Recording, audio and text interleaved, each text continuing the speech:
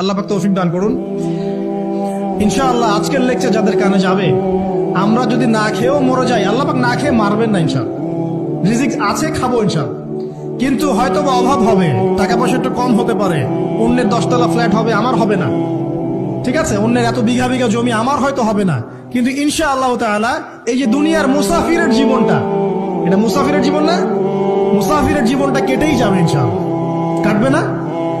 যে কোনো ভাবে কেটে তো যাবেই ইনশাআল্লাহ। এই যে পরকালের জীবনটা একটা চেতনার শক্তি, জানেন, দুনিয়াতে যত বাধা বিপত্তি আসুক, গাল মন্দ খান, গীবত তহমত খান, কষ্ট হোক, নির্যাতন হোক, একটা বিষয় মনের মধ্যে শান্তি দেয়। কি শান্তি? যে এই দুনিয়ার জীবনটা তো আর চিরস্থায়ী নয়, এটা তো আর সারা জীবন থাকবে না। ইনশাআল্লাহ এই অবস্থা আস্তে আস্তে পরিবর্তন হয়ে যাবে। ফাইন্না মাআল উসরি ইউসরা, পরকালে ইনশাআল্লাহ পাবো। দুনিয়াতে না পেলে কি হয়েছে, পরকালে পাবো ইনশাআল্লাহ।